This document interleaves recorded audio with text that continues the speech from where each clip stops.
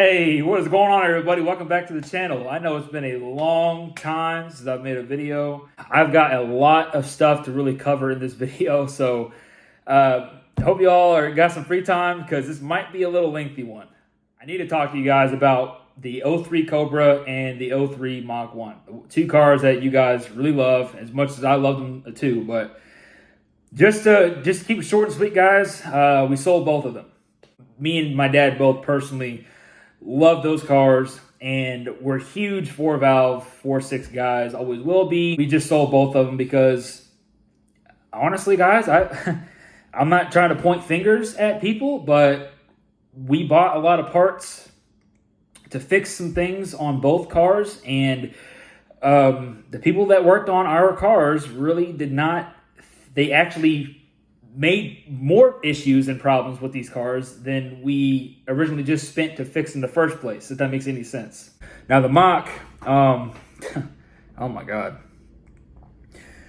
If you guys remember the video where I beat that Camaro from, made that video from with a guy from work.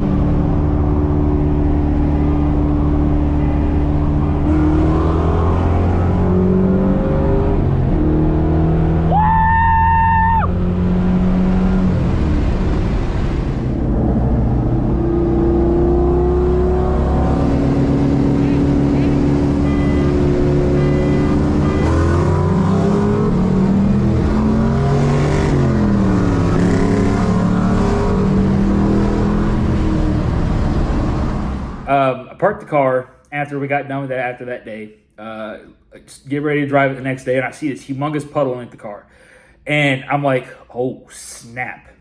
Put my fingers on the ground, and I look at it, it's red. So I'm like, okay, it's transmission fluid. Okay, what is going on? Jack the car up.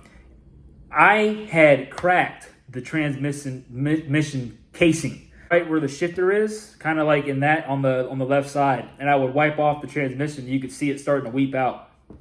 I'll have to try and find photos of that, but the car always had a vibration problem, and I never really knew what that was. It was like that from when I first picked the car up. First day I drove it from getting the engine back in the car and driving it with the new built setup. It actually had a vibration problem like day one. I just didn't really think too much of it. I just thought that, it's an old car. Probably some things didn't really get put back together correctly or aligned, the same as an old car. Like K member is probably off a little. I didn't really mind it. I didn't care. It's got cams. It's a rowdy car, and the vibration wasn't like a huge ordeal for me. So I didn't really care. I realized that over time it kind of got a little worse and stuff, and I'm like, okay, so it got to the point where when I'm in it past $4,000, the shifter was vibrating so hard and rapid that it actually hurt my hand putting my hand on the shifter. I've never experienced anything like that before. So I got I got pictures of the whole ordeal of taking the car apart and figuring out what the problem actually was.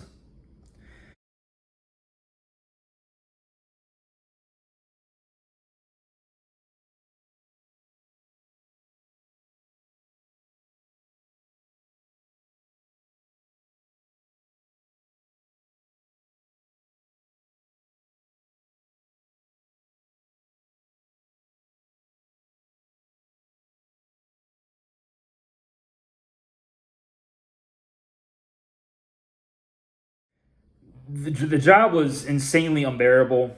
Like my headers to take those off was a huge pain because the person put one bolt in one of the headers that was the wrong bolt for the car. It was probably like Loctited or something, the wrong material. I could not break it loose for the life of me. We took off the whole front end, and the whole front of the car was sitting on these two posts, these jack posts, and I literally was cranking the car forward up off the jacks trying to break that thing loose. Couldn't break it loose. Got the transmission out, and my pilot bearing was beat up and damaged and bent. Beat up on the inside when it goes into the block, and it was all torn up and scratched up on the outside.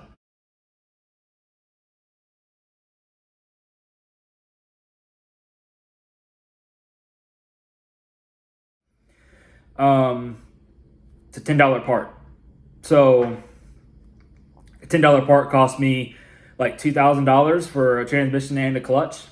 So, you know, after all that, guys, and constantly dealing with the car, I loved it to death, and I put so much time, blood, sweat, and tears into the thing. I couldn't deal with it no more. I couldn't. I mean, still needed to get it tuned. Still, you know, needed to boost it. Like, it was never ending, guys. It was never ending. It was just like, I'm never gonna get the chance to do what I want to do, I don't think. So I just decided that enough was enough. The car just kept giving me issues after issues, and I was just like, I'm ready to sell it and move on. So I ended up selling it with the new clutch and transmission. I'm not that kind of person.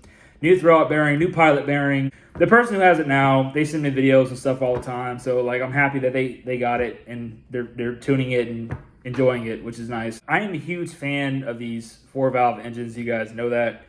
And one of the biggest reasons is the 97 continues to impress me more and more. And when I tell you guys this crazy story with all these videos and pictures, you guys know how I do because I always back up what I say. This thing is truly incredible. You guys know, you know, it had about 200,000 miles, you know, on that freaking car. Stock engine, stock tune, only had a cold air intake, a mid-pipe, mufflers, and a gear that wasn't even like super good. It was just a 355 short shifter. That's about it. Like, it was nothing special at all. I took it to work one day back in 2021 around September, because I'm about to show you guys the dates on all that. This is Florida, so during the summertime, you're really taking a chance with driving a really nice car, because you could just have a really nice sunny day, and then 5 minutes later, a absolute monsoon comes through. And that's what happened. I get into town, and there's a huge storm, and of course, construction's going on in my area, so they've messed up the entire roads, and there's like 4-foot puddles in these divots in these roads. Well, you guys know I have that JLT True Cold Air, which is the fender. It goes into the fender, and it goes below the fog light. I drove as slow as I could, but you're talking like 50, 60 mile an hour winds, like roads are flooded. Like, I'm stuck. So I baby it as much as I could, and I get home. About a mile or two away from the house, the car starts. I could tell it like just lost a lot of power. Like, the car was not. It was kind of struggling. I was like, oh no. I'm thinking I flooded the motor. Like, it's bad. I make it home, park it, check it the next day. So first thing I did was I checked the coolant. The coolant is full and it's completely green, so it didn't mix. That's weird. I checked the dipstick, chocolate milk. I'm like, okay, so it definitely sucked in water. Okay. I drain it, and you guys will see it's full up to the tub, that little the oil catcher thing. I'm like, holy crap. So this thing it's done. It's done. I spent like $200 on the exact oil that I run, which is the 520 full synthetic. So all my dad's ever ran what it called for. Always ran with the Mobil 1 filters. And that's what I spent like 3 or 4 oil filters, all this oil. I constantly kept doing oil changes. I would let it cycle for about 10 seconds and shut it off and let it drain. And you could feel all the water getting collected in the filter because it was so heavy. And I kept doing it, and it got to the point where it was just straight oil. Finally, I'm like, okay. And I did it within 24 hours. Like, I didn't let the car sit and like develop rust or nothing like that. I just got cranking on it. It had a head tick. I thought a couple lash adjusters probably got ruined. I just drove it like that. This off, but dude, look how much oil. Look what this looks like. Yeah, that's not good, dude. I can't even move the fucking pan. There's so much oil. And you couldn't see it before. Project had a better video, but when it first came out, you could see a lot of the oil. So yeah, I mean, it had some lubrication for sure, but I only drove the car a mile or two, and that terrible rain before it started acting up. So yeah, one.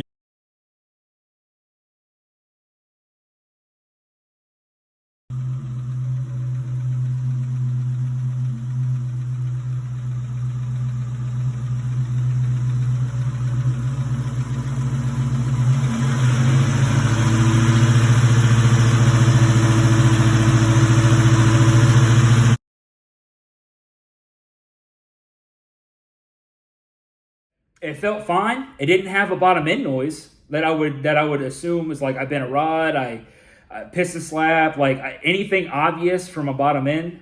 You could not hear it. And when the car got super hot, it was a smooth and purred, and it was quiet. It was absolutely bone quiet, which made me think it was a last adjuster, because when it was cold, you could hear it tick. I drove it like that for up until now while the car is down. I took it to Mustang Week, and you guys will see a little clip I did, driving down.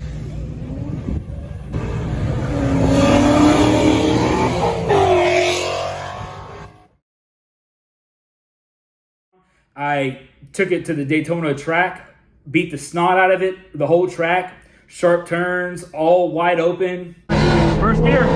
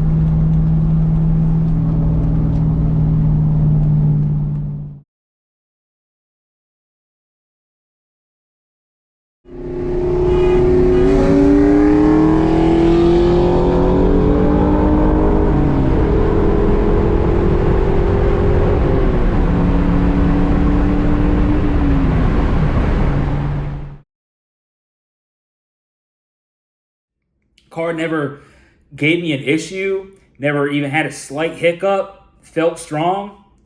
The car never burnt oil, never lost oil, never mixed coolant. Like, it didn't do none of these things that you would assume would give you a obvious engine problem, or especially like a piston ring issue or something like that, right?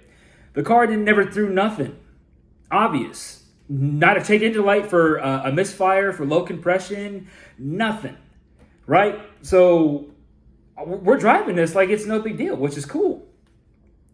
I never thought twice about it. So when my buddy came over, Stefan, you guys know, with the black 97 Cobra, we ended up racing, and the car was really, I actually noticed the car was down on power. I could tell, and you guys remember that video where we raced the low mileage versus high mileage, and he completely spanked me.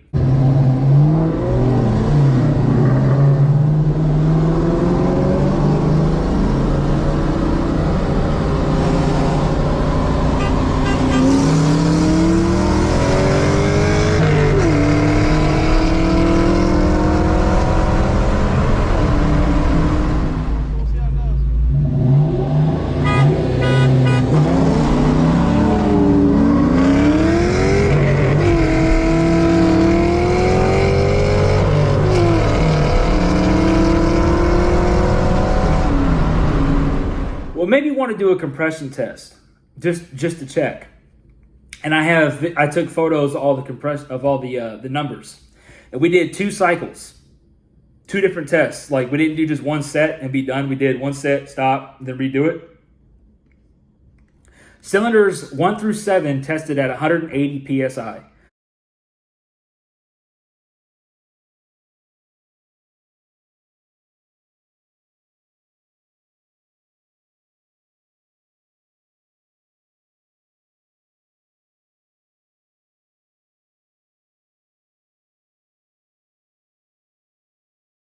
So I'm like, okay, well, I knew it was down on power. Well, that explains it. And kept driving for a little bit. And now I get to the part where I'm actually able to do my dream build. Doing compression bump. I actually got the inlet ported on the intake from a good friend of mine with a port matched single blade throttle body. So they were actually extremely excited with the engine, because they were asking me, what do you want? What are you trying to do? What's it like condition wise? I said, well, guys, I said, honestly, I think it's in pretty good shape. Like I said, it's just a stock motor. Like, it's nothing fancy. We just kept oil changes on it. I took a valve cover off to check out the last adjusters, but one of the plastic guides looked like it was in perfect shape. Like, wasn't cracked, chipped, whatever. they're thinking like, oh, okay, that's cool. They tear it apart. They tear it apart. They're floored with how clean everything is. Like you guys will see my roller rockers, perfectly clean, no heat marks, bearings are fine.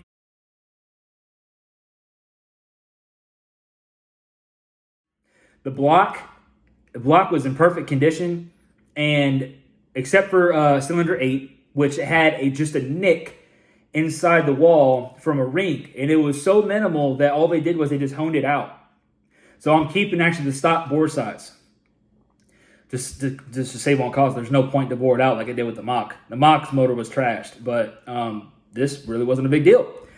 So they got my old rods and pistons in a box. I'm ready to take them home, checking out everything. They hot tanked and cleaned everything up, taking some photos for you guys. And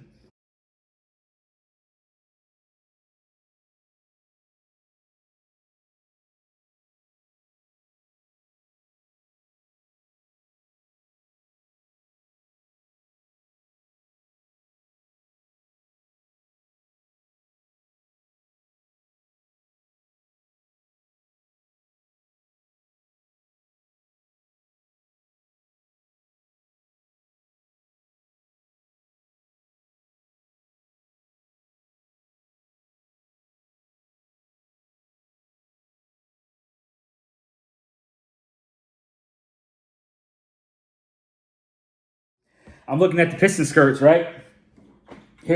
I got the whole box right here. If you guys look, like, this looks incredibly good. Both sides, like no obvious issues on none of these. These don't look actually that bad for 200,000 miles. The pistons don't look that bad. And, like, they're fine. They said the rod bearings were good. They said the crank's fine. Went ahead and they balanced it out already and cleaned her up. And I'm digging through it. And since I'm doing new rods and pistons, they only cared about the block to make sure it's in good shape. They just put all the rods and pistons in a box. There's no point in checking them out, right? So I'm picking one up, and I show the guys, hey man, this one look a little off to you? And I show him, and the thing is completely bent. It's completely bent, and it's like snaked. So it's like this on top of that.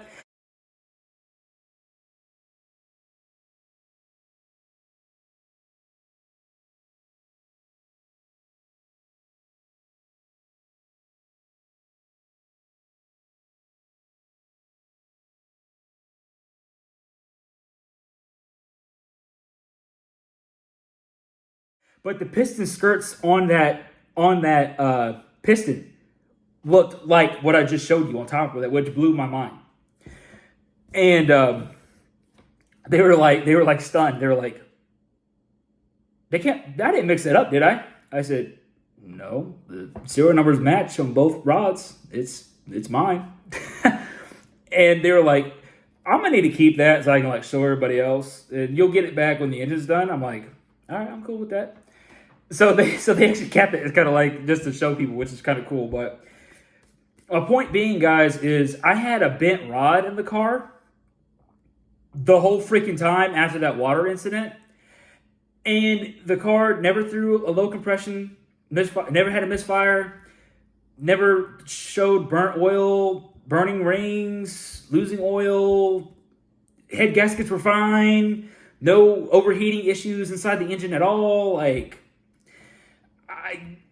God is good, guys. That is some crazy stuff. Yeah, it drove fine. I never knew. It never even had a hiccup sound down low or nothing. I just thought that was just a head tick. Which everyone else thought it was a last adjuster too. It was just crazy to me.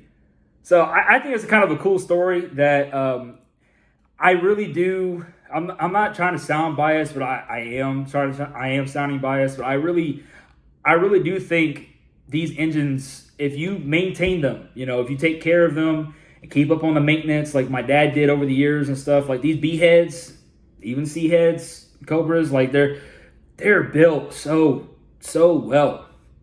Now, I know people are going to comment, well, they can't hold a lot of power. I'm not talking about holding the power. I'm talking about maintaining and lasting. Just lasting. You know, throw some gears on the car. Throw some bolt-ons on the car. Get it tuned up. Put on E85. They're good. They're good motors. They'll last underneath that. They'll be a lot of fun. It's pretty wild that this freaking thing, I'll pick up a different one. Like, this whole time, like, it never had a single hiccup. Like, all the rings are able to move fine. Not a single one stuck, not even on cylinder 8. Like, none of them was sticking or nothing like that. They're good engines. You can say all you want, but they hold up. Now, I know what you guys are asking about. What's the exact specs on the engine? What's the setup here? So to kind of give you guys kind of a rundown, and I'll have exact paperwork and everything when I pick the motor up. But I'm doing K1 H-beam rods, which is made by Wiseco. So pretty good rods. By pretty good, I mean good rods. I'm doing JE pistons. Doing King bearings, rod bearings. Stock crank, because it's already forged, you know. It's a really good crank. Stock bore size. The heads are stock. Cams are stock. Nothing fancy on the top. I am doing a IMRC delete. And coupling that with what I told you guys, I have a monoblade throttle body along with a custom ported inlet for the blower. And the blower is a Vortec V2 with a air-to-air intercooler setup. I will be keeping rear gears solely because since this is a new setup, I really want to understand the car, and I want to make it. I want the car to be really drivable.